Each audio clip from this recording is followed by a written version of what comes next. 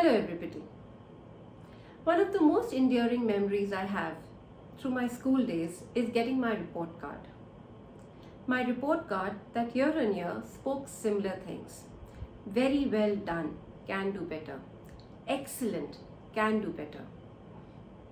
This can do better has stayed with me for most part of my life. It defined how I looked at myself and how I thought the world looked at me. After all, the beliefs and perspectives we get in our growing up years define us. Approximately 72% young professionals I coach are spending over 100 hours a week at work, managing expectations of others, and more importantly, managing expectations they have of themselves. They're showing signs of burnout. I can understand them. About 2 decades back, when I started my career, I remember wanting big designations, quick money, and trying to be successful. Whatever was my definition of success back then. I was putting in long hours at work, doing late nights, trying to match pace with all the geographies my work took me to. It was great, feedback was good, except that I was burnt out. That was my first lesson in mental well-being. That was the first time I realized that being mentally fit to do our role plays a big part to do our work well. My coach back then sat down with me and made me do my SWOT, becoming aware of my strengths, my weaknesses, my areas of opportunity, the value I was bringing to the table, the impact I was making, helped me a lot. It created a different kind of self-awareness. Another thing that helped me was taking a balcony view of the situation I was in, which meant looking at things objectively, without emotions. Was it easy? No, it was not. But I had to, because I was getting pulled in by the emotions of the work I was doing. Even today, very often, I take a step back. It makes me look at things objectively and it makes life easy. Corporate careers are about 40 years from the time we graduate to the time we retire. It is often said, careers are like marathon. Sometimes I think it's possibly not even a marathon. It's a very different cross country which requires a different kind of endurance.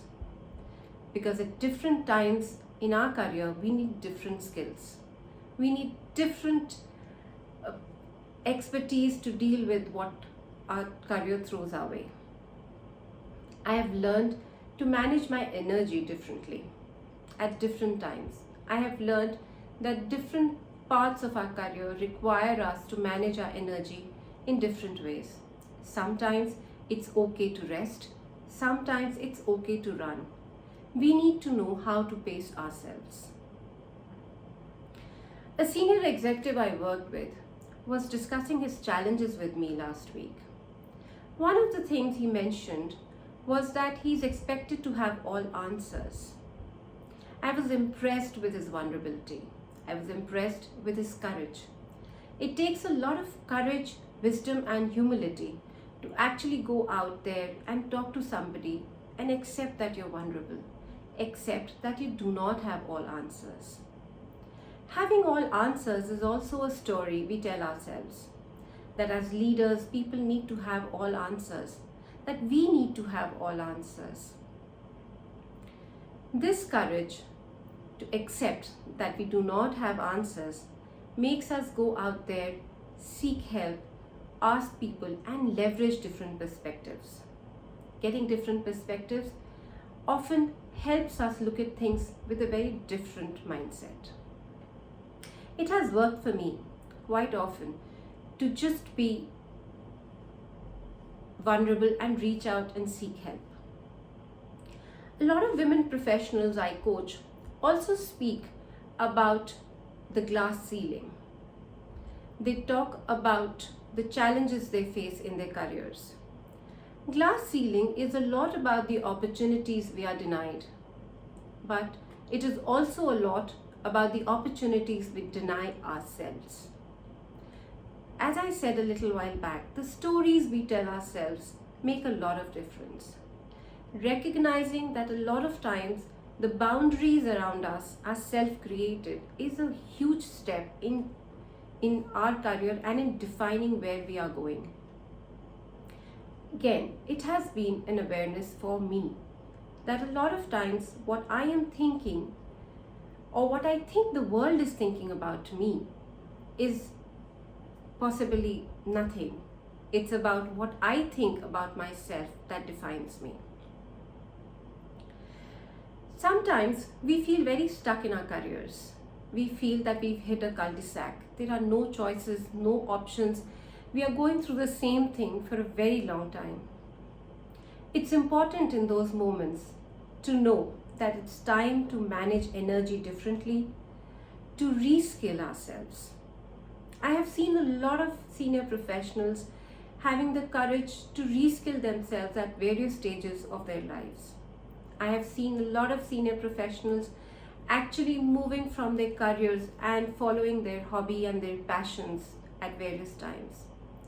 Knowing when to rescale, when to take a step back and relook at your entire journey of the career is important. The last 1 year has taught us all a very different skill: flexibility. The pandemic has showed a very different side of life to us, which is that as many goals as we make, as much vision that we can have about life and our career, we can still have uncertainty like the one that we've been going through in the last 1 year. The pandemic has taught us that everything can fall in disarray at times. When we think about our careers of 40 years, when we think about modularizing them and making short-term goals, 2 years, 5 years, 10 years, everything at times can come to a knot. It's about adaptability in these situations. It's about knowing that these are times to manage energy, to take rest, to take a step back and let things happen. Go with the flow. Careers are about being creative, being innovative, and being entrepreneurial. It's about taking risk. It's about knowing when to take that risk. It has helped me in good stead to look back and see at various times how I have reinvented myself. The challenges that are thrown our way require us to actually rethink and reinvent. And I know that it is not easy, but one has to do it in the grand scheme of these 40 years. As I said, it needs a very different endurance.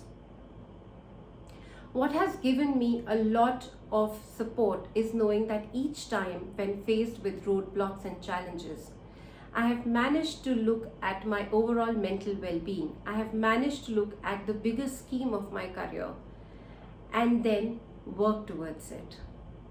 I have managed to rise like a phoenix, and that's what matters. Ultimately, people do not remember events. People only remember the emotions associated with it. That's all I have to say. Thank you so much.